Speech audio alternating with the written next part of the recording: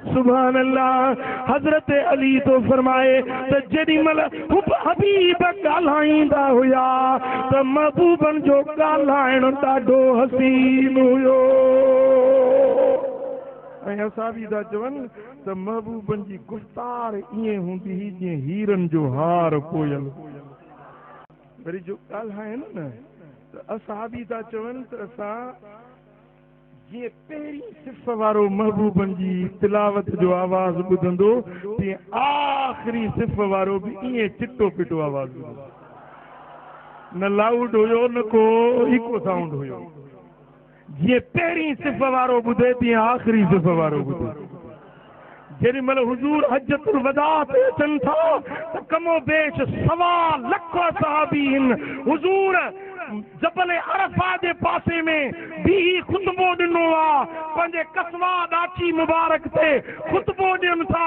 असां बि अरफात जे मैदान में पखड़ियल आहिनि के कहिड़े गोशे में के कहिड़े कुंड में के पंहिंजे कचावनि ते हुया के खेमनि में हुया पर जेको जिते उन उते मुंहिंजे महबूब जो खुतबो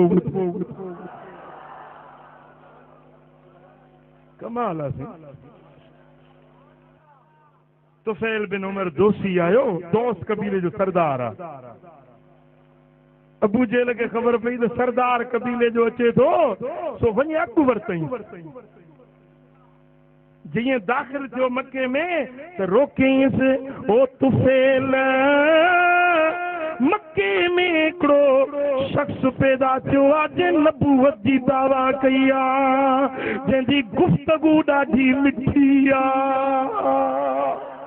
दुश्मन बि मञे त मोहम्मद अमीर जो आवाज़ ॾाढो मिठो।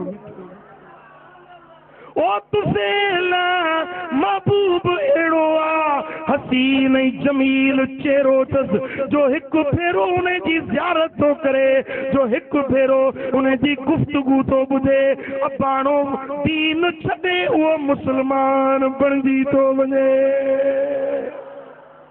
तूं बि सरदार मां बि सरदार तोखे पाण वटि महिमान थो कयां मोहम्मद मुस्तफ़ा वटि न वञिजे उन जूं ॻाल्हियूं न ॿुधजांइ उन जी ज़ियारत न कजांइ उन जो आवाज़ तुंहिंजे कन में पियो त मुस्लमान थी वेंदे। सुभान अल्लाह। दुश्मन बि तस्लीम करे बि। जेॾी महिल तुफैल खे वठी पंहिंजे घर में रहायई राति जो वॻड़ो आहे तुफैल पंहिंजे घर मां निकितो हिकिड़ी गली मां गुज़रियो आहे त अंदरूं मुंहिंजे सोणे हबीब क़ुरान जी तिलावत पे कई। क़ुरान रब जो कलाम ज़बान मिठे मोहम्मद करीम जी। जेॾी महिल हिन ॿुधी आहे त बीही रहियो ऐं अखियुनि मां ॻोढ़ा वहण लॻा। जेॾी महिल तिलावत ख़तम थी आहे चए थो सुहिणे आवाज़ वारा ॿाहिरि निकिर तुंहिंजो दीदार बि कयां। तुंहिंजे आवाज़ मोहे विधो आहे त तुंहिंजो दीदार ज़ियारत छा कंदी। उन ई पल कलमो पढ़ी मुस्लमान बणिजी वियो। सुभान अल्लाह। मुंहिंजे सोने हबीब जे आवाज़ में रब